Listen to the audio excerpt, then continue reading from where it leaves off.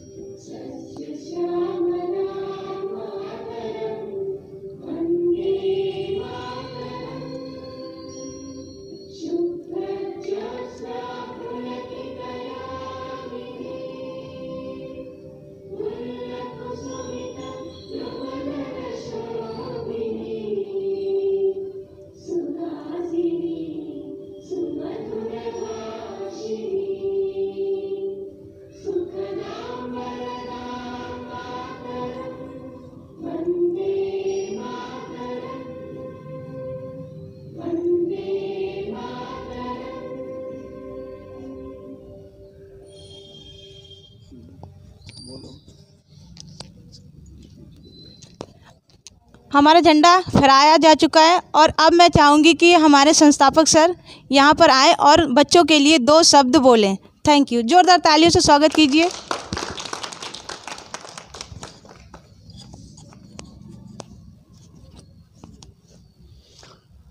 हाँ, सर्वप्रथम मैं सभी देशवासियों को गणतंत्र दिवस की 71वीं वर्षगांठ की शुभकामना देता हूँ। आज 26 जनवरी के उपलक्ष्य में दिल्ली के लगभग सभी स्कूलों में झंडा फहराया जा रहा है। देश को आज़ाद हुए ये 71वीं वर्षगांठ हैं। 26 जनवरी 1950 को बाबा साहब डॉक्टर अम्बेडकर द्वारा बनाया गया संविधान लागू किया गया। संविधान 2 साल 11 महीने 18 दिन में बनकर तैयार हुआ। 26 नवंबर 1949 को बनकर के तैयार हुआ, इसलिए 26 नवंबर को भी संविधान दिवस के रूप में मनाया जाता है। और चूँकि 26 जनवरी 1950 को लागू हुआ, इसलिए 26 जनवरी को भी संविधान दिवस के रूप में या गणतंत्र दिवस के रूप में मनाया जाता है। इस देश की आज़ादी पाने के लिए हमारे लाखों वीर जवानों ने अपनी प्राणों की आहुति दी। बहुत सी माताओं के बेटे गए, बहुत सी बहनों के भाई गए, बहुत सी हमारी बहनें विधवा हुई, उनका सिंदूर गया। और आज भी हम देश की सीमाओं पर जो ग्लेशियर में जहाँ माइनस टेम्परेचर होता है, जहाँ चाइना बॉर्डर है, कभी पाकिस्तान बॉर्डर है, देश की सुरक्षा में हमारे वीर जवान लगे हुए हैं। इस आज़ाद भारत में जो हमारे बच्चे सांस ले रहे हैं, हम जो सांस ले रहे हैं, इसकी बहुत बड़ी कुर्बानी हमारे वीर सैनिकों को देनी पड़ती है। इस देश को आज़ाद कराने के लिए नेताजी सुभाष चंद्र बोस, जिनका 23 जनवरी को अभी प्रधानमंत्री जी ने पराक्रम दिवस के रूप में विक्टोरिया मेमोरियल में कलकत्ते में बहुत बड़ा आयोजन हुआ। तो नेताजी सुभाष चंद्र बोस जो आज़ादी के लिए उन्होंने नारा दिया कि आप मुझे खून दो, मैं तुम्हें आज़ादी दूंगा, और जर्मन में जाकर के आज़ाद हिंद फौज बनाई। आज़ाद हिंद फौज में करीब 60,000 सैनिक थे, जिनमें 26,000 सैनिक जो मारे गए देश की आज़ादी के लिए। और नेताजी सुभाष चंद्र बोस आज़ादी की जिस समय द्वितीय विश्व युद्ध चल रहा था, उस समय नेताजी सुभाष चंद्र बोस विदेशों में जाकर के भारत को आज़ादी दिलाने के लिए सभी देशों से एक तरह का हस्तक्षेप करने की, देश को आज़ादी दिलाने के लिए मांग करा रहे थे। तो सुभाष चंद्र बोस जी का काफ़ी इसमें योगदान है, हमारे वीर सैनिकों का काफ़ी बड़ा योगदान है।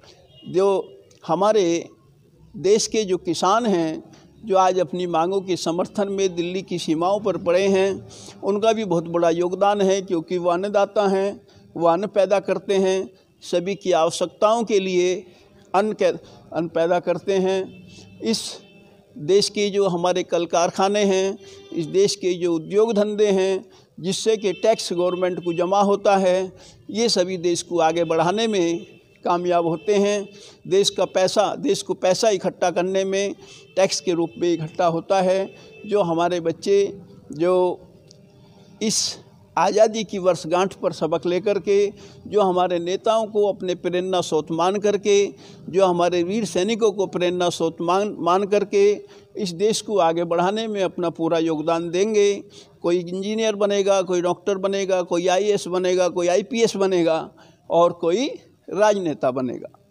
तो ये देश की जो स्वतंत्रता हमेशा बनी रहे, तिरंगा हमेशा लहराता रहे, तिरंगे की शान में आन बान शान सब कुछ न्योछावर करने की भावना सैनिकों में होती है। वो तिरंगे को ही अपना सब कुछ समझते हैं। देश के लिए तिरंगे का बड़ा मान है। ये 26 जनवरी को जो राष्ट्रपति भवन से सामने जो ग्राउंड है, वहाँ से परेड शुरू होगी, और जो हमारे देश के राष्ट्रपति हैं वो उसकी अगवानी करते हैं, मेज़बानी करते हैं।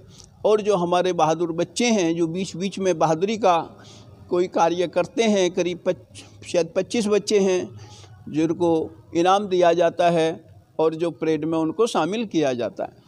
और भी जो हमारी सैनिक सामग्री जो बहुत आगे बढ़ चुकी है, वो सभी उसमें प्रदर्शित की जाती है। और इस देश को आगे बढ़ाने में सभी का योगदान, बच्चों का, बड़ों का, बूढ़ों का, सभी का योगदान होना चाहिए। हम भी यही कामना करते हैं, सभी की यही एक इच्छा होनी चाहिए कि देश दिन दूना रात चौगुना आगे बढ़ता रहे।